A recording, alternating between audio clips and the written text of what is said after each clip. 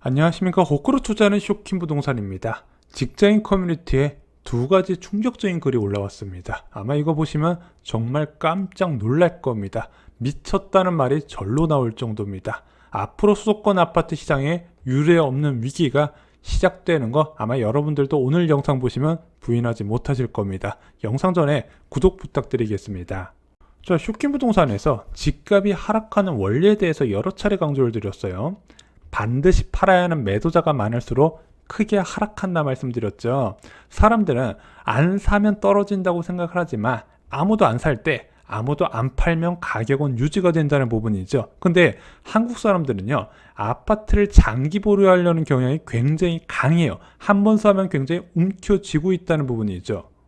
하지만 꼭 팔아야 하는 사람이 단지 1%만 있어도 집값이 붕괴되는 것은 순식간이라고 말씀을 드립니다. 그런데 앞으로 이런 사람들이 엄청 급증할 것 같습니다.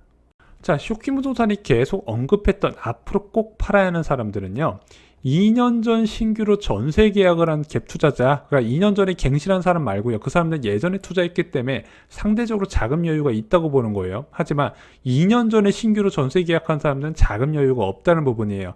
또 하나, 이 갭 투자자 말고요, 개인 사업자 주택 담보대출을 받은 투자자들이 있어요. 그래서 일시적 2주택이나 추가로 주택을 매수할 때 본인이 보유한 주택을 담보로 대출을 최대한 끌어서 추가로 산 사람들이 있거든요. 이 사람들이 굉장히 위험합니다. 이 두 종류의 부류의 사람들을 저희가 부동산 집값 급락의 트리거라고 말씀드리는데, 이 트리거가 터질 가능성이 있다는 거죠. 자, 이 사람들은요, 기준금리 변화에 밀접한 영향을 받아요. 갭 투자자 입장에서는 전세대출 금리 변화에 따라서 전세 수요가 결정되거든요. 그에 따라서 가격이 변한다는 부분이에요. 만약에 전세대출 금리가 크게 치솟으면 수요가 줄어들면서 전세 가격이 하락하겠죠. 이런 갭 투자자들은요, 전세 가격 하락만 없으면은 무조건 집을 장기간 보유할 수 있어요. 그래서 갭 투자자 입장에서는 최악의 시나리오는 내가 투자했던 것보다 전세 가격이 떨어지는 거예요.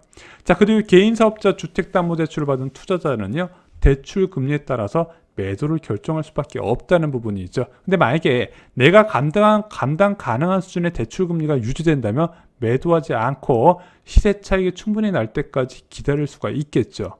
자, 먼저 화제가 된 것은요, 바로 전세대출 갱신금리입니다. 자, 9월 28일 날 올라온 글 볼게요. 오늘 갱신된 전세대출 금리라는 글이었습니다. 신한은행에서 만기된 전세대출의 재계약의 금리를 통보를 했는데 6.38%를 통보했습니다. 이게 얼마나 높은 수치냐? 2020년 10월 2년 전에요, 전세대출 평균 금리가 2.45%였어요. 그냥 2% 초반에 받은 사람들도 많이 있었거든요. 근데 현재 전세대출 금리가 어느 정도로 올라갔다? 6.38%를 찍었다는 부분이죠. 대출 금액 2억 원의 이자 변화 볼까요? 원래는 2년 전에는 41만 원인 줄 알고 대출을 받았는데 현재는 106만 원으로 올라간 거예요. 2억 빌렸는데 만약에 사적 보증을 통해서 5억 원을 끌었었네. 전세대출 이자 102만 원 냈는데 265만 원으로 껑충 뛰어 올랐다는 부분입니다. 이거 사실상 재앙 수준이에요. 자, 당연히 전세 만기된 세입자 입장에서 선택할 수 있는 건 무엇이 있을까요? 두 가지가 있겠죠. 월세로 전환하거나, 자, 이렇게 월세로 전환하는 거 계약갱신 청구권 사용 세입자가 많이 선택을 하고 있습니다. 2018년 전세 시세로 계약을 해서 만기 시점에 주변 시세를 맞추려고 하니까 그나마 떨어졌다 하더라도 그게 부담이 돼요. 그래서 월세를 선택하는 경우가 있습니다. 자, 2018년에 전세 놓은 사람들은 아무래도 자금 여유가 있기 때문에 월세 받는 것을 선호하겠죠. 그래서 최근에 월세 계약이 늘어나는 부분입니다. 자, 그런데 만약에 내가 2년 전에 신규 계약을 체결했던 사람인데 현재 시점에서 전세 대출 금리가 이렇게 높다면 실제 전세 금액이 낮아진다 하더라도 이자 부담에 전세값 낮은 지역으로 이사 갈 수밖에 없다는 겁니다. 그래서 지금 6억 원 이하 전세 가격은요, 그 이상 가격대보다 좀 덜 하락한 측면이 좀 있어요. 자, 근데 전셋값 기준 7억 원이 초과하면요, 지금 세입자 구하기가 굉장히 어려운 거예요. 뭐 명품백까지 준다는 얘기가 나오고 있잖아요. 왜냐면은 저희가 많이 상담을 해보면요, 이제 30대, 40대 초반에 막 맞벌이 좀 어느 정도 소득이 있으신 분들 모아놓은 자금 들어보면 대부분 5억 원 정도가 한계예요. 5억 원에서 더 벌어봤자 5억, 6억 정도 수준밖에 안 된단 말이에요. 그런데 이 사람들이 그동안 낮은 전세자금 대출 금리를 이용해서 3억, 4억, 5억 받아서 좀 고가의 전세에 들어가는 경우가 많이 있었는데, 지금 그 대출 금리가 너무 높아지다 보니까 그 고가 전세의 수요가 빠르게 감소하고 있다는 부분이죠.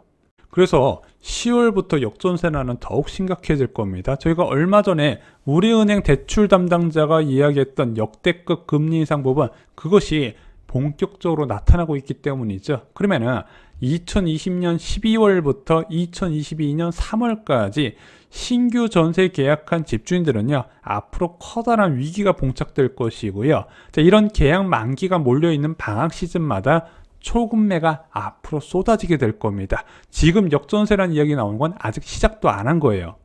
자, 이런 상황에서 같은 커뮤니티에 올라온 글 소개해 드릴게요. 제목이 아직 폭풍은 시작도 안 했다요. 한 저축은행 재직자가 올린 글입니다. 자, 저축은행에서 취급하는 개인사업자 아파트 담보대출 차주들한테 갱신금리를 9% 이상 적용하라는 지시가 내려왔대요. 이렇게 되면은 1년 만에 금리가 2배가 된 겁니다. 이거 굉장히 무서운 이야기예요. 자, 한국 부동산 시장에 숨겨진 가계부채, 첫 번째가 임대차 보증금이라고 말씀드렸고, 두 번째가 이 제2금융권의 개인사업자 대출을 많이 말씀을 드렸습니다. 저축은행에서만 개인사업자 주택담보대출을 10조 넘게 해준 것으로 나오는데, 무시무시한 게 뭐냐? 평균 LTV 비율이 75%예요. 10억짜리 아파트 7억 5천만 원 해줬다는 겁니다. 이게 저축은행이 올 초부터 공격적으로 영업을 증가시켰어요. 그러면서 이 주택담보대출 금액이 굉장히 많이 늘어났다는 부분이죠. 근데 만약 이 대출 금리가 2배가 됐다면요, 어떻게 바뀌냐? 예를 들어 7억 원의 대출 이자가 한 달에 262만 원이에요. 어느 정도 맞벌이인 사람들 이 정도 커버 가능하거든요. 근데 만약에 대출 금리가 9%가 됐다, 월 525만 원으로 이자가 껑충 뛰어버리게 됩니다. 이거는요, 당장 팔아야 되는 일이에요. 자, 문제는 제2금융권 전체적으로 대출 규모가 너무 많아요. 아까 저축은행만 10조라고 말씀드렸잖아요. 전체적인 개인사업자 대출 규모가 665조 원인데, 지금 보면 이게 개인사업자 대출로 얼마만큼 부동산 시장에 흘러갔는지 아직까지 정확한 통계도 안 나와 있어요. 왜냐면 이게 은행권은 문제가 안 돼요. 은행권은 개인사업자 대출은 보증대출 제외하고는 거의 취급하지 않았거든요. 신용대출도 안 해줬어요. 신용대출 해줘봤자 2천만 원, 3천만 원이었고요. 만약에 아파트를 실제 갖고 있는 개인사업자가 담보대출을 받으려고 하면은 증빙을 굉장히 엄격하게 하고, 한도도 일반 이제 생활안정자금 대출해 주는 것처럼 1억, 2억 수준밖에 안 해줬거든요. 근데 이런 증빙 확인이 느슨한 제2금융권에서는 이런 개인사업자 담보대출이 정말로 많았다는 부분입니다. 그래서 저는 이렇게 생각을 해요. 이번에 집값이 무너진다면 이것 때문인데 벌써 9% 대출금리가 나왔다는 거죠. 왜 쇼킹부동산은 단기간에 폭락이 이루어진다고 볼까요? 다른 전문가처럼 장기 대세 하락을 이야기하지 않을까요? 예상 못한 수준까지 기준금리가 너무 많이 뛰면서 지금 그 약한 골이 두 가지를 건들고 있기 때문이죠. 높은 금리에 수요자가 차단된 상태에서 반드시 팔아야 하는 매도자가 급증을 하고 있다는 겁니다. 이게 굉장히 빨리 온 거예요. 근데 이런 상황이 5년 동안, 7년 동안 장기적으로 진행될 부분은 아니라는 부분이에요. 왜냐면 앞으로 전세 가격은 계속 낮아지는데, 역전세랑 같은 경우는 2년 전 전세 시세보다 낮아야 되거든요. 그러면 2년 전 전세 시세보다 낮으려면 2년 전보다 금리가 더 높아야 되는데, 앞으로 기준금리 3% 중반에서 더 올라갈 수 있을까? 2년 뒤에 그 부분은 알 수 없지만 저는 그럴 가능성은 희박하다고 보기 때문에 단기간 폭락이 있고, 그 단기 폭락 이후에 반등세도 일어날 거라고 본다는 거죠. 자, 여러분들 집값 전망 어렵지 않아요. 근데 이것만 생각하세요. 집은 반드시 팔아야 하는 매도자가 언제 늘어날까를 생각하면 간단하다는 부분입니다. 그래서 저희가 모든 것을 종합해보면 2023년부터 2024년 초까지 내 집 마련 기회가 있다. 이 정도 시기가 되면 사업자 대출 받은 사람들 못 견디고 다 팔을 것이고요. 역전세난도 이 상황에서 가장 크게 일어날 거기 때문이죠. 그런데 많은 분들이 오해하시는 게 집값이 폭락 안 한다는 거 아니에요. 단기간에 굉장히 급격히 폭락하고 나서 예상보다 빠르게 반등할 구조가 나타날 수 있다는 거죠. 생각해 보세요. 지금 이 두 가지 트리거 터지고 있지만 금리만 낮아지면 모든 게 다 해결되는 구조라는 거 잊지 마시기 바랍니다. 자, 난 무서워서 기존 주택 못 사겠다. 계속 떨어지고 있는데 어떻게 사냐? 그러시면 분양을 선택하시면 돼요. 분양가 상한제 주택에 청약을 넣으시면 됩니다. 이거 앞으로 알짜 입지에서 쏟아지는데 솔직히 준비한 사람만 받을 수 있습니다. 이와 관련된 공급 정보와 당첨 팁 저희가 청약 가부에 총정리해 주었습니다. 이럴 때 당첨될 수 있다는 거 잊지 마시고요. 이상으로 영상 마치겠습니다. 좋아요, 구독, 공유 꼭 부탁드립니다. 감사합니다.